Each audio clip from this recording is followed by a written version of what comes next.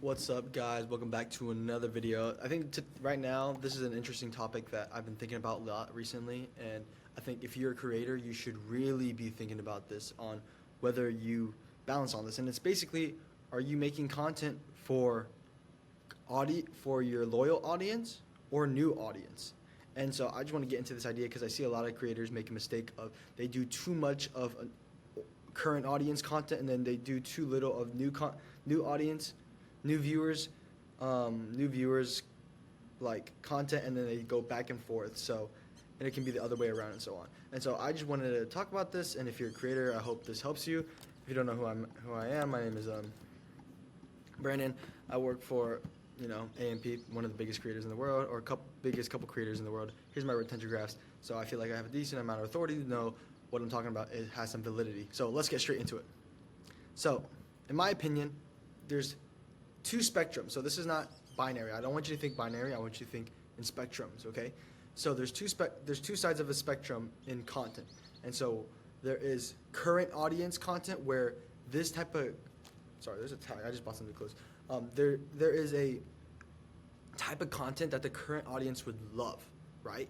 And then there's content where new audiences love, right? And so the best part, honestly, in my opinion, when you're just making normal content or your base version of your content should be right in the middle. And so let me define these terms even more deeper, okay? So, for example, I think a good example of what audience-based content is versus new viewers-based content is, or new audience-based content is RDC. If you can tell, RDC has two channels. RDC has their skits, their main channel, where you go to watch skits. And if you're a new viewer, this kind of tails to more newer viewers because it's more like about a trendy topic or a trendy idea that's going on right now. So for example, Hood Olympics, Jinwoo anime, this was a big anime that happened and they made a video about it. So this brings in new viewers, right? But then they also have an RDC live channel, which is basically stream VODs. And so this is literally just them playing games, very minimal editing. And when I mean editing, they just like cut out like boring parts, like to the very basics. Like, so if you see these videos, they're like an hour long, and I watch some of them sometimes. And so this type of content is very new viewer based, it's way new viewer based. And then this content is very old, not old audience, but current audience content based. So this means if you are an RDC fan and you've watched all the skits, you go to the RDC live channel to watch the RDC videos because you watch the content because RDC is cool. You like these guys as RDC.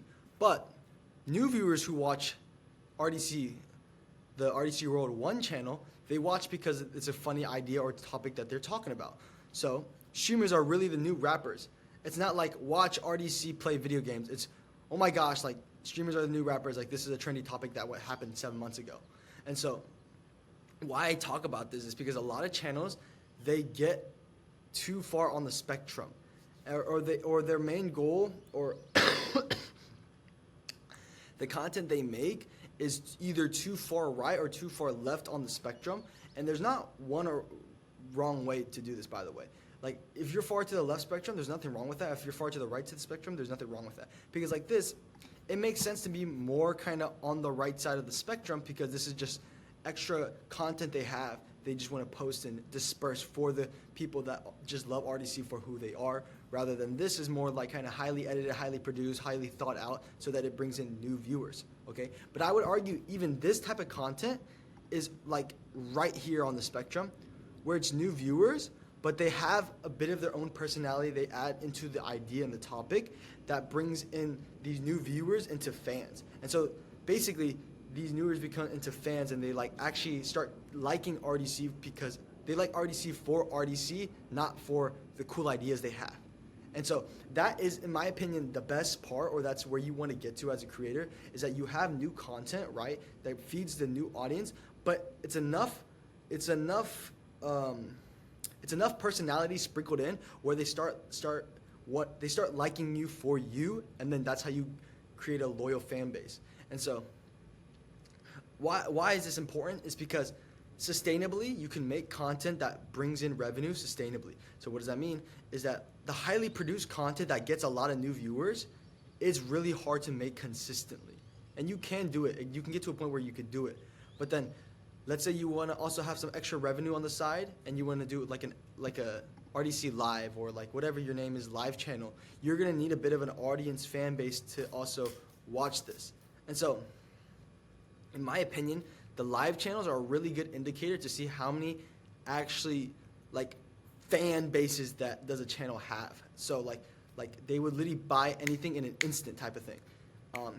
For example, as you can see, RDC, they get like, we'll just say an average 1 million views just throughout. This is very, very average, okay? Very average. But then if you look at their RDC live channel, 100K people. So let's just average it out. Almost, there's 100,000 people that just will literally watch everything about RDC almost every day and nonstop. And so these are like 100,000 obsessed fans right here. So yeah.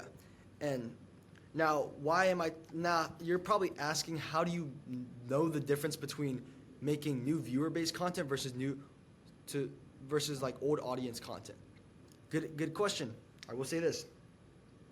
In my opinion, I think if you have a main channel, the thumbnail and the title should be new viewer-based. So what does that mean?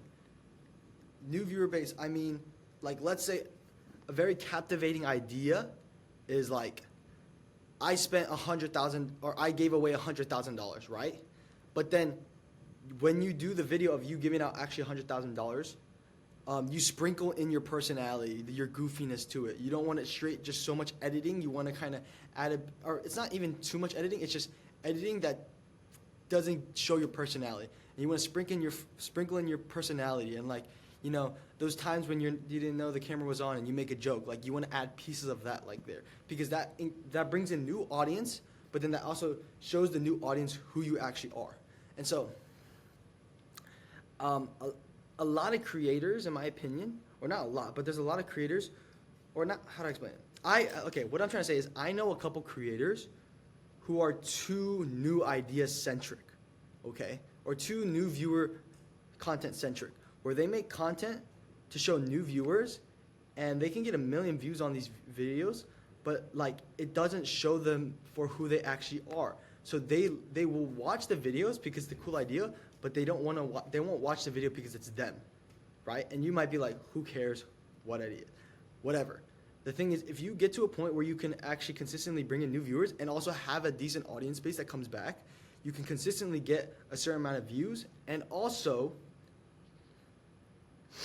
sustainably, you won't have to always go for big ideas to get big views.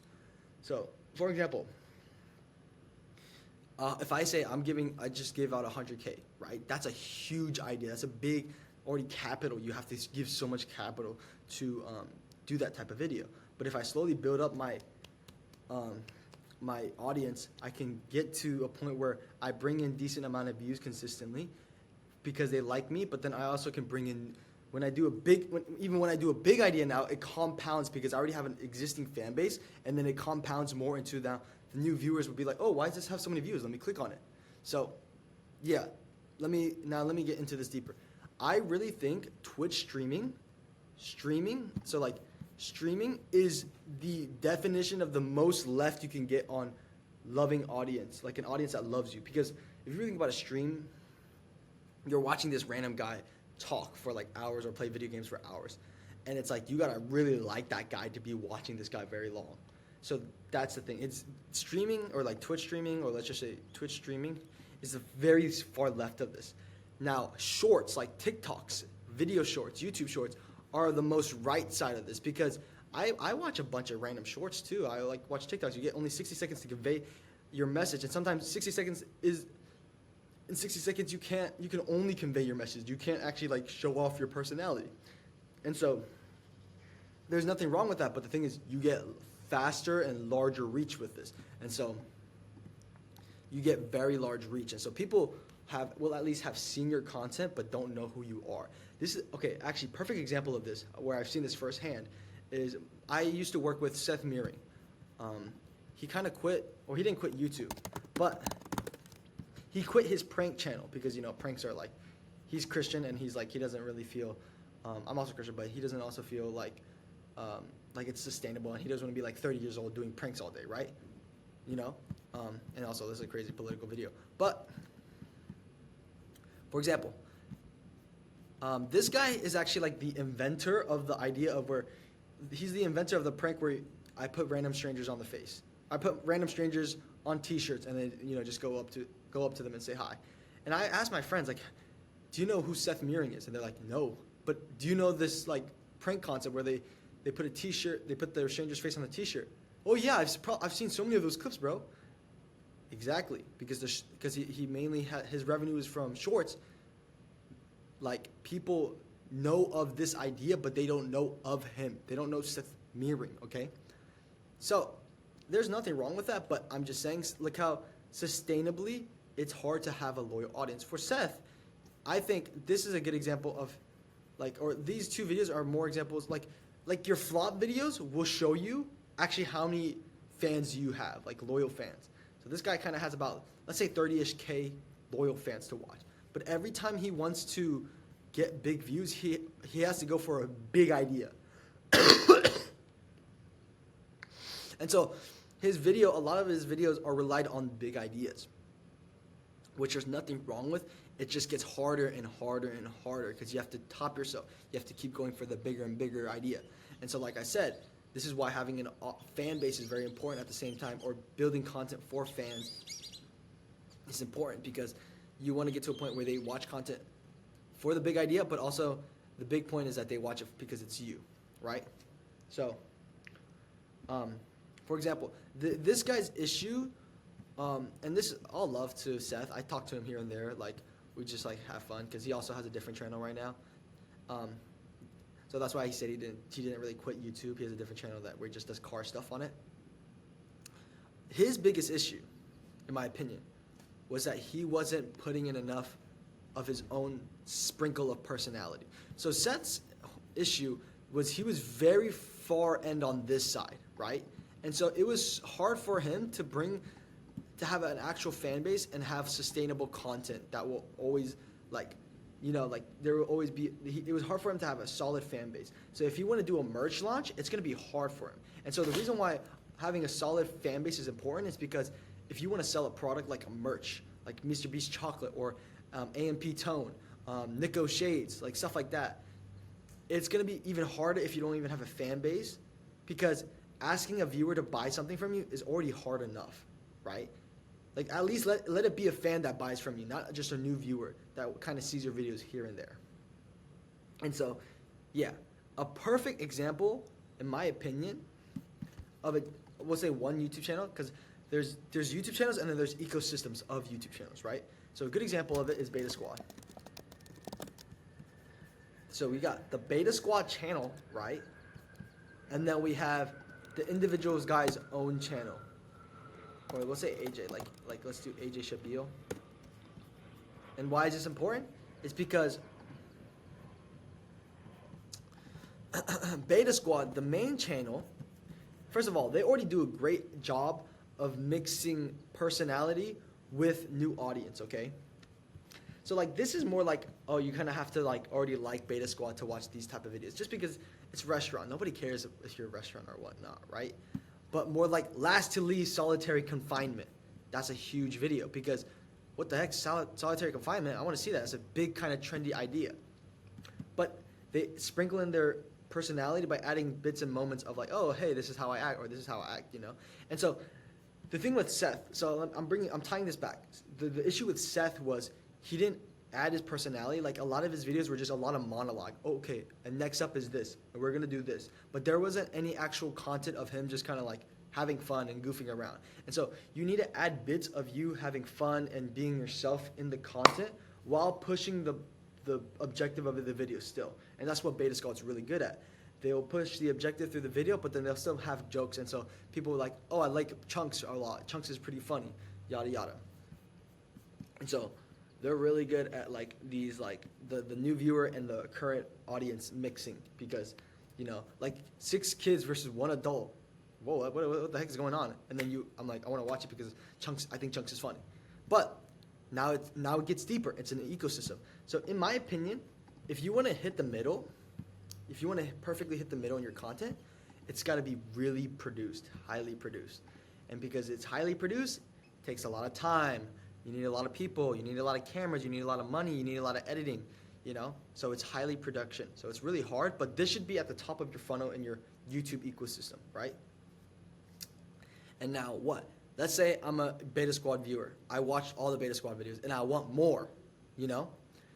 And if you're thinking like maybe I should open a second channel, like if you think not having a second channel is dumb, it depends in your situation, but it's not dumb most of the time. If you have above at least like 500,000 subs or even 1 million subs, if you have 1 million subs, okay, then you should, in my opinion, probably have a second channel. But the second channel has to be done correctly. It has to be very sustainable and easy to do. So let me keep going. Now, you have the Beta Squad channel, right? And now I like AJ a lot. I get to go to the AJ channel and there's a bunch of random AJ videos I can watch. So there's AJ Shabil, and these are more kind of on the higher end of the produced sides. So they're still highly produced, but they're not to the levels of Beta Squad. And so that's why he can have at least a couple videos here and there, okay? Now I'm like, yo, I really like AJ. I like AJ so much. I think AJ Shabil has a more channel. Yeah, he has more AJ channel, where it's like even less produced, I'm assuming. Yeah, it's more like kind of like video game videos or eating videos, you know, stuff like that. And I think he probably has another channel, if I'm not mistaken. Yeah, he has AJ Shabil Live. I love AJ, bro. Like, I want to watch him so much. Bro, there's even more videos I can watch of AJ. And these are like literally just stream VODs, okay? And so that's why it's easy to pump out. Oh, he hasn't posted in a while, but to be fair, yeah. Another good example of this is FaZe Clan. I like FaZe Clan. Let's say I'm a big fan of FaZe Clan as a whole, right? Oh, okay. I want to watch FaZe videos. Yada, yada, yada. I'm watching FaZe videos. Oh, I like FaZe. But I like Jason a lot, though. I want to watch more of Jason. Jason has his own channel. Now, what the frick is not this? Who is this, bro? I don't even know who this guy is. I want to watch Jason now. And I think Jason the Ween. Oh, okay. And so, Jason the Ween live, right? This is literally just like stream VODs. Very like low edited. Like literally just cutting out like setting up the game up, you know? It's literally just VODs. And I'm going to watch this now. And I'm like, yo, I want to watch more of Jason. Jason, there's Jason the Ween live, Jason the Ween normal channel, and I think the Jason the Ween channel is actually I think Jason the Ween. To Camp FaZe. It is your camp counselor, me, Kason. See, we have a couple campers here who have been misbehaving. We don't understand discipline, respect. Why is but the here so slow? Okay. Okay, so this seems like this is like bigger VODs. Or bigger VODs that they edit a bit more. And so it goes deep. So here, it seems like this is how the funnel kind of goes. Oh yeah, these are more edited videos. So you'd go from the FaZe Clan channel, and now I like Jason the Ween. Then you'd go to Jason the Ween IRL channel, and there's a bit more edited kind of like behind the scenes video. And now I want more of Jason the Ween, then I watch Jason the Ween normal channel, which is kind of just like VODs, but it's just like kind of edited like a bit more, right? And then I'm like, yo, I love Jason the Ween. I want to keep watching. Now it's Jason the Ween live, where it's literally just like even less edited VODs. And then there's Jason the Ween VODs, and I'm like, I love Jason the Ween so much, bro. I just want to watch more of Jason the Ween. It's literally just straight up VODs, 3-hour VODs. And so this is why, if you, depending where you're at in your content creator journey, if you're just a straight YouTuber or, you know, yada yada, I think it's good to have repurposed content, by the way. And so, like, you as a person, the most high leverage thing as a content creator to do is what? Make content, make better content, right? And so if there's already pre-existing content, reuse that content so that if there's people that like your fan base that really like you for you, they can go to watch that too. So it's like leaving money on the table, kind of. If you don't have any other extra content, like let's say you have extra content already filmed, and you're like, I don't know where I want to move this to. Maybe I shouldn't post it. Just have an extra channel just to put it on. so that those viewers that really like you, they can watch more of you. And so that's why there's these huge like YouTube ecosystems of these big streamers. There's even AMP, for example. There's the AMP main channel. Then Kai has his own channel, right? Then there's a Kai live channel. Then there's a Kai VOD channel. And then there's the Kai's TikTok. And then the Kai's shorts. And then there's people who shorts and they clip it up and blah blah blah. And that's why Kai is able to stay relevant 24/7 because he brute forces it. He has like 80 people like just making shorts off him basically. And so this kind of like this whole convo kind of like spewed all over the place. But to re-preface, there's nothing wrong with having just very audience-based content and very new viewer content. There's nothing wrong with that. But for your main channel, for your big channel, you should understand how to strategize around it, and so you can make better content, make more money. Simply that. So for example, if you have this is a good example. Anime IRL is a channel I used to work for, right? I don't work for them anymore.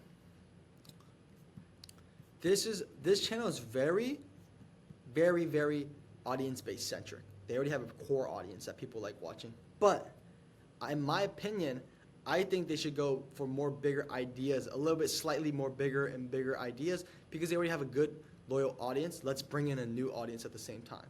So it'd be smart for them to go for a bit bigger and bigger idea to gain new audience. And then there's people like, and like, this is all love, by the way. This is not me hating, I promise you. The Anime Men. These guys because these guys started off with shorts, they always have new viewers, but they don't have audience bases that like the Anime Men for the Anime Men. I remember I talked to a lot of people. It's like people, I like friends. I'm like, do you know who the Anime Man is? No. Have you seen this video of the Anime Men? Yes. So it's the same thing. People know of the content, but they don't know of them.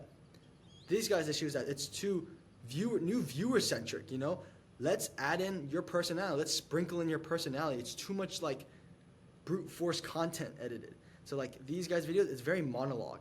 Like, all right, so this is what happened. Now we're gonna do this, and now this is happening, and now we're gonna do this, and this is happening, and now we're gonna do this. Like, too many voiceover. So like the whole point of a voiceover is to move the video. Like, let's say you don't have content something, so you add voiceover so you can move the pacing of the video, the progression of the video. But if you have too much voiceover, you're just progressing, and you don't add your own personality into the actual content. And so people just like, yeah, they watch the whole video, but they're like, what the heck did I just watch? Like, I don't, I like, it was a cool idea, but, I don't know about this. I don't know who Gianni is, So it's a good balance. You have to find that balance. And sometimes, like, if you're a new channel or more of a smaller channel, newer channel, you probably have to go for those huge ideas, a couple big ideas once or twice, to get your name out there. But once your name is out there, then let's make content. Let's also have content to, to bring in that new audience and turn them into fans. And so basically, I think the better way to explain this is there's content to show people and there's content to make into fans. But then if you can find the middle line where you show new people and turn them into fans at the same time. And that should be your ultimate goal, in my opinion. Because once you get there, then you can consistently get new views and turn them into fans at the same time. And so if you want to do something like Mr. Beast Chocolate, or you want to do something like EMP Tone, the lotion products they have, it's easier. Like, the reason why they could do those big product launches is because they have a huge fan base that will just buy, like deodorant. They sell deodorant. I'm gonna buy deodorant. Mr. Beast. I know Mr. Beast. I want to buy some Mr. Beast chocolate just to try it out. So that's why it works for them. And you might say it's only for size. Here again, let me give you an example. There's a bunch of business channels out there, right?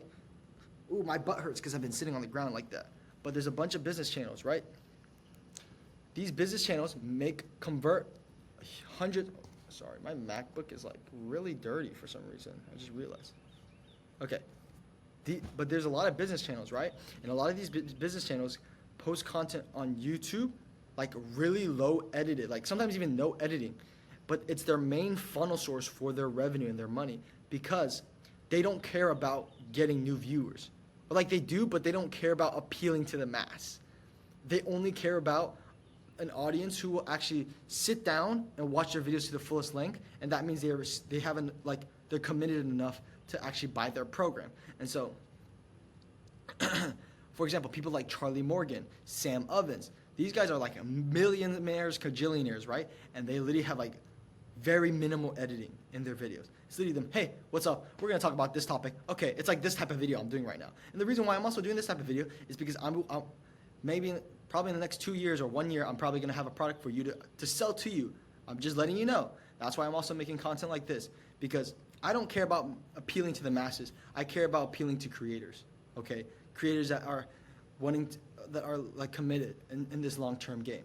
And so that's why understanding this idea of new audience-based content versus fan-based content is very important.